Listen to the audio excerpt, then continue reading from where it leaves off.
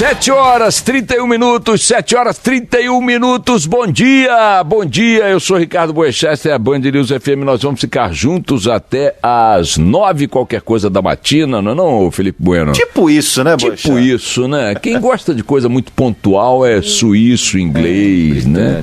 A Rádio Band News FM, o relógio funciona de acordo com as circunstâncias, né? Vivo, é pulsante. Vivo e pulsante. Isso aí. Normalmente chamaríamos de impontual, mas tudo bem. Bom dia, Luiz Megali, bom dia para o Café com o Jornal e toda a equipe do melhor telejornal matutino da TV brasileira. Bom dia para Fabiana Panachão também no Band News TV. Se você sintonizar agora as imagens do Band News TV, ou da TV Bandeirantes, você vai ter as imagens ao vivo aqui dos estúdios da Band News FM. Por enquanto, apenas nosso Felipe Bueno e eu ocupando o espaço, a Carla Bigato a caminho. Mas eu deixo mandar aqui um abraço para nossas praças que compõem a rede Band News FM de notícias. Bom dia, Maringá, bom dia, Orlando, Tampa, Miami, bom dia, Manaus, João Pessoa, Fortaleza, bom dia, Salvador, Vitória, Brasília, Belo Horizonte, Rio de Janeiro, Porto Alegre, São Paulo e Curitiba. Matei? 15. Matei. Matou. Opa, bonito. Aliás, por falar em Rio de Janeiro, registrar aqui e lamentar também duas coisas. A menos relevante, do ponto de vista geral mesmo, é o resultado que desclassificou, que não deu ao Flamengo a vitória, a conquista da Taça Sul-Americana ontem. Esse é o primeiro fato a ser registrado e é o menos lamentável. Porque futebol é isso, você vence, perde, empata, a vida que segue, né? E o mais lamentável é mais uma demonstração de selvageria coletiva das torcidas organizadas. Ontem foi a vez do Flamengo escrever mais esse capítulo, acrescentar mais esse ponto, né, no cenário fora de controle da atuação desses grupos, dessas milícias uniformizadas que se autodenominam torcidas organizadas. São, na verdade, grupos criminosos compostos por gente de atividade de delinquência em várias frentes, algumas delas, e não apenas no Rio de Janeiro, com indicações de envolvimento de grupos criminosos mesmo, armados, tráfico de drogas, matanças, etc. e tal, e que patrocinam aí não apenas esses espetáculos degradantes para os jovens torcedores, para as crianças e tudo mais, não é? Uma imagem negativa, mais uma imagem negativa do Brasil, em última análise, porque, enfim, mostra isso para o mundo, é uma coisa ruim. Não acontece só aqui, mas aqui tem acontecido com uma impunidade que assombra. Parece que a segunda torcida organizada com as mesmas características criminosas, delituosas, está usando togas, está usando uniforme de polícia, de delegados, porque os vagabundos, os bandidos são presos na véspera, passam poucas horas dentro das delegacias e são soltos para ir ao estádio e ao jogo de futebol, cuja atitude da véspera ameaçaram, a paz ameaçaram, a serenidade ameaçaram, a normalidade ameaçaram, e como se nada tivesse acontecido. Anteontem à noite prenderam 51 das centenas que estavam fazendo atos de vandalismo em porta de hotéis na zona sul do Rio, com a pretensão de incomodar o time adversário do Flamengo, o Independiente da Argentina, e esses mesmos marginais estavam ontem na arquibancada do Maracanã ou do lado de fora fazendo tumulto, tentando entrar sem ingresso, ou depois do jogo depredando o estádio, quebrando equipamentos urbanos, partindo para pancada, partindo para confusão, em imagens, mais uma vez, muito tristes, muito deploráveis. Dentro do campo, não deixa de ser um castigo merecido perceber que o time adversário do Flamengo não se sentiu abalado pela algazarra na porta do hotel em que estaria dormindo na noite da véspera, né? Tá aí o Flamengo na condição de vice, para a alegria dos vascaínos, que sempre levam essa pecha na gozação dos rubro-negros, e mais uma vez se coloca a discussão, que é inútil também, porque não vai levar a lugar nenhum, porque parece que as nossas autoridades compartilham desse barato. Acho que elas têm essa adrenalina também, muita bomba de gás, muita pancadaria, muita confusão, muita depredação. Por sorte, nenhuma vítima. Havia crianças no estádio, havia famílias e tal, e essas pessoas são vítimas em impotentes da falta de ação da polícia, da falta de ação da justiça, né, da falta de prevenção. Há poucos dias houve uma operação no Rio de Janeiro que prendeu dirigentes de vários clubes e de torcidas organizadas desses clubes por crimes de venda de ingressos de forma clandestina no câmbio paralelo, armas, um monte de crimes. Estes mesmos caras atingidos pelas prisões há poucos dias estavam ontem comandando suas hordas animalescas na arquibancada do Maracanã. Torcidas que foram alvo dessas operações de poucos dias atrás, com prisões e tudo mais, estavam lá íntegras, comandando o espetáculo. Muita gente pode achar que elas é que dão vida às arquibancadas, aos estádios, com suas bandeiras, com seus gritos de guerra, com seus hinos e tal. É mentira. No mundo inteiro, em muitos lugares, há jogos até muito mais disputados e decidindo títulos muito mais relevantes que esse, e que você vê o jogo normalmente, a vida que segue, termina o jogo, cada um vai pro seu canto e tal, e no jogo seguinte reedita-se a disputa, reacende-se a chama da vitória e tal, e a vida vai.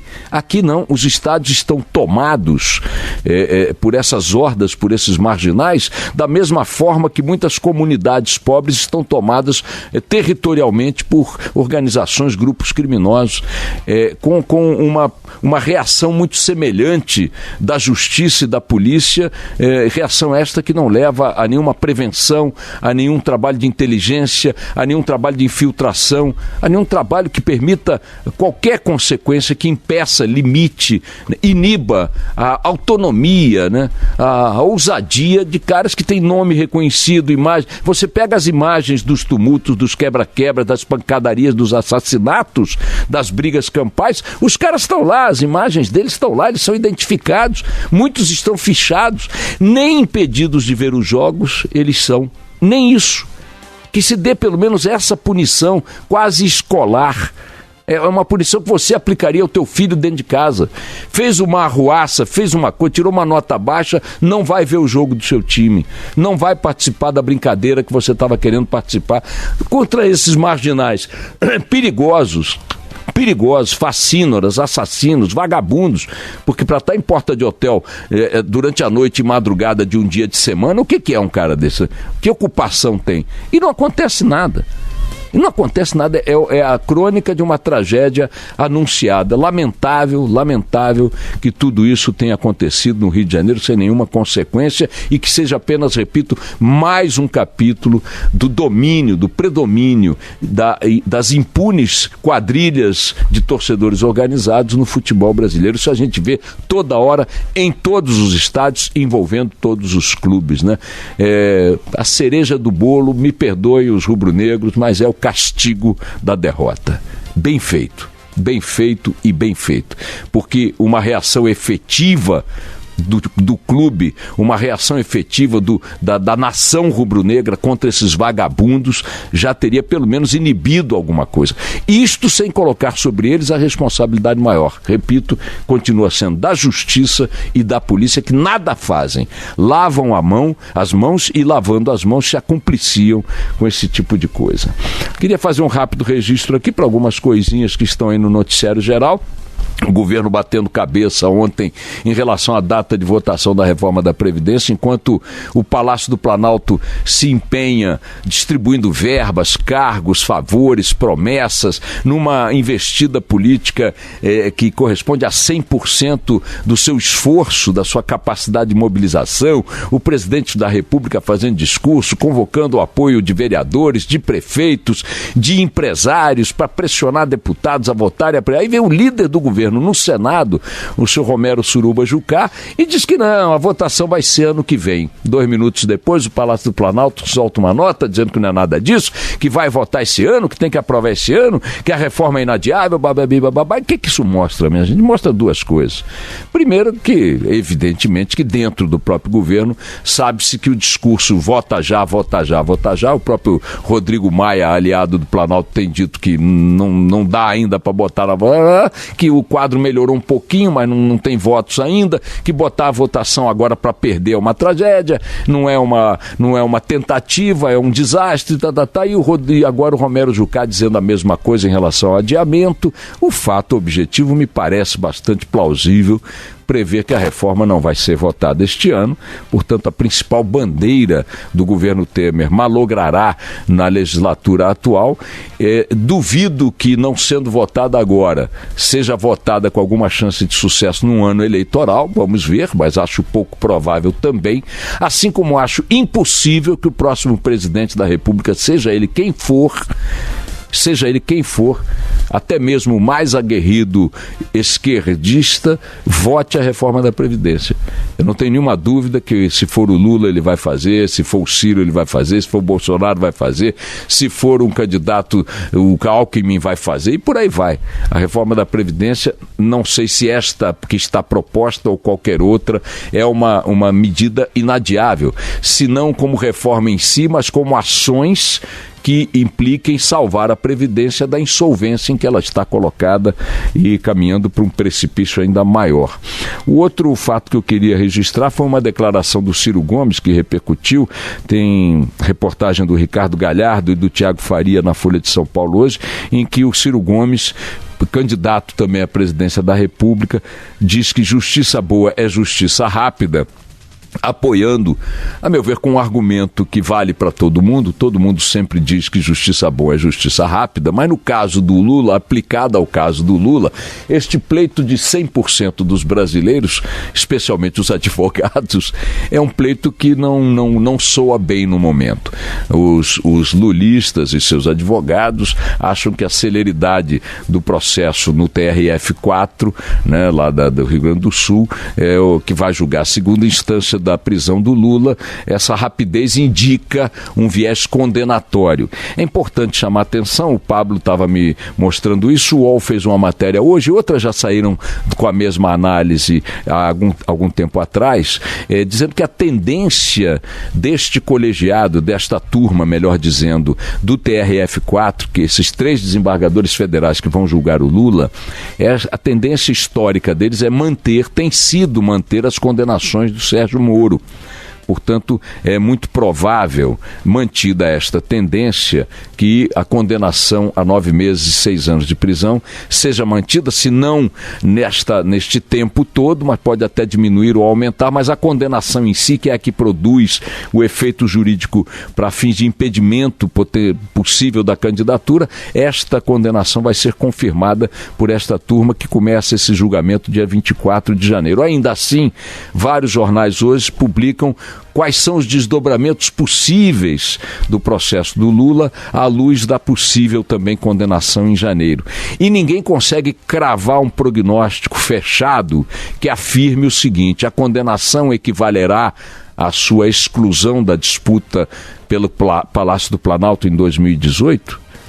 Ninguém consegue afirmar isso. Há tantos recursos possíveis, há tantas hipóteses jurídicas em discussão, há tantos caminhos oferecidos numa leitura e não em outra, para que Lula continue disputando, almejando a disputa como candidato, que ninguém consegue dizer se esta condenação terá o peso de sua exclusão da disputa eleitoral. Portanto, vamos permanecer ainda nesse limbo aí por um bom tempo, né? E o Ciro Gomes, com essa declaração, aprofunda, de certa forma, pelo menos no momento, a impossibilidade de vir a ser o candidato, na ausência de Lula, que seduza o eleitorado do PT, porque tudo indica que Lula, saindo do pleito, o PT lançará, muito provavelmente o mais tarde possível, para obter o maior impacto possível, um candidato substituto, um poste, né, para ser eleito com a mística do Lula, a força eleitoral do Lula e tudo mais, ou melhor, para disputar a eleição com essas forças, né? E, finalmente, um registro muito rápido para o melancólico e bastante previsível desfecho da CPI da JBS no Congresso Nacional.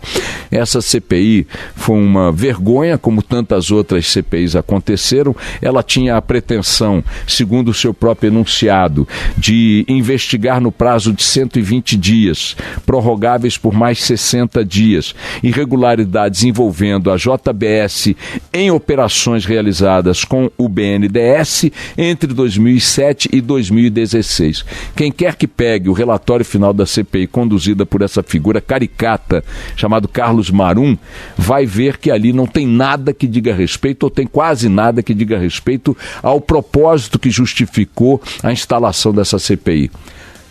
E ela, como todas as CPIs, caminhou em uma direção que não vai levar a lugar nenhum.